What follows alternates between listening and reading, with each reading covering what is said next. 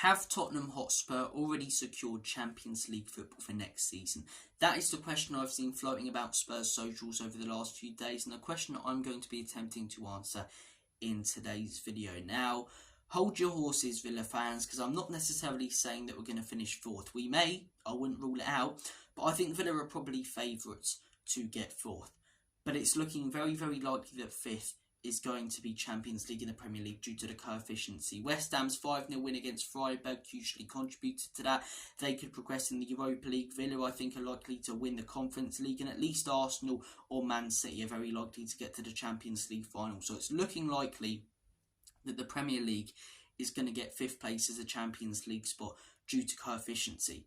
Now, when you consider that Spurs are sat fifth, and Manchester United, who, let's not beat around the bush, have been so inconsistent and absolutely pony recently, are 9 points off us in 6th.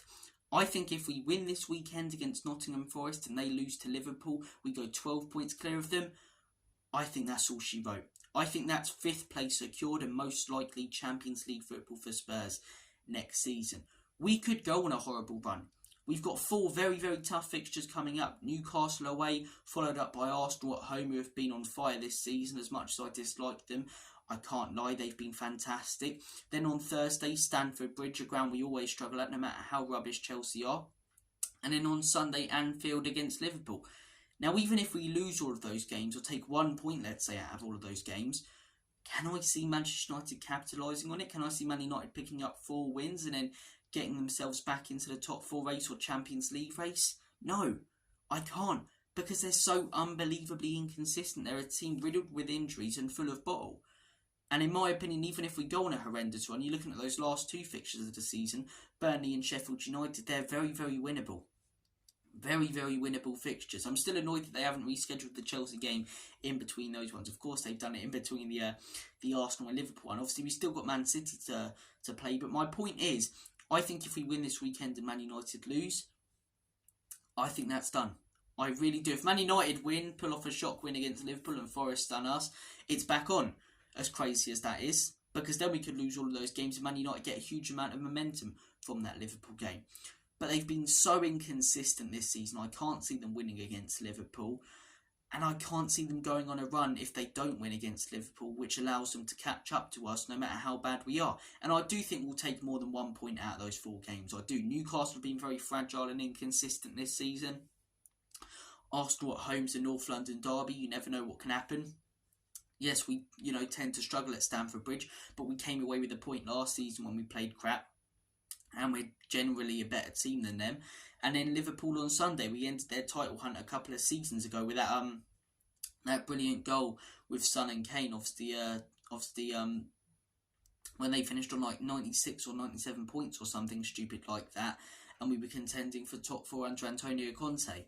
So I do think we'll take something out of those games. I think 3 or 4 points most likely, and I still think that's enough.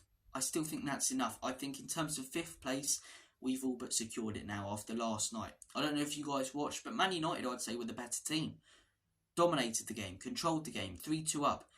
And then to concede 2 goals in added time and throw it away like they did, what an absolute joke. That's the funny thing, they performed really well against Chelsea, but they completely throw it away and concede 2 goals in a few minutes, yet they draw against Brentford, and it's one of their worst performances in decades. You just don't know what you're going to get from this Man United team, which makes me think they can't string together a good run of results.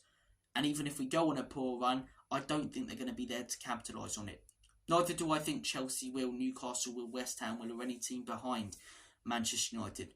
So it's looking very likely that 5th place is going to be coefficiency, and in my opinion, if it is, which is looking very likely by the way, that's Champions League secured for next season. Now, I can see the benefits of being in the Champions League, especially for match-going fans, those big nights against the top teams where you could make amazing memories, but you could also make very, very poor memories. You could.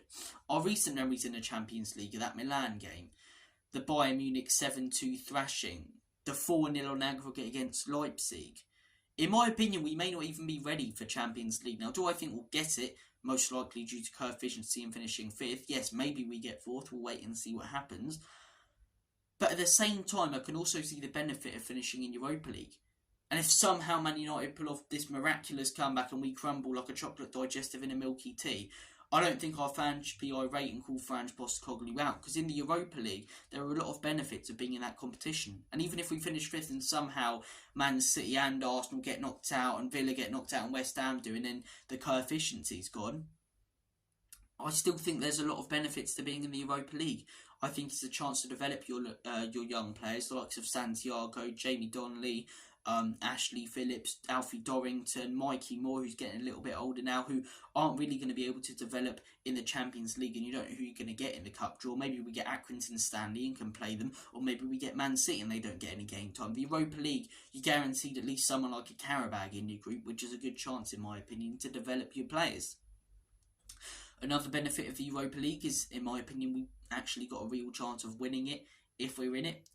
I really do think that. I really do think if we finish in a Europa League spot, we've got a real chance of winning it. Whereas in the Champions League, are we just there to make up the numbers? I'm not going to rant and go mad if we get Champions League football, and I can see the benefits, but one of the big benefits that gets talked about is the money and the revenue that the club get. Who's to say that they invest that? If the club, as I say, were to say that they will invest all of the money they get from Champions League football back into the team this summer, then I want Champions League football. But we've seen it before, and it hasn't happened. A lot of teams capitalise on it when they do.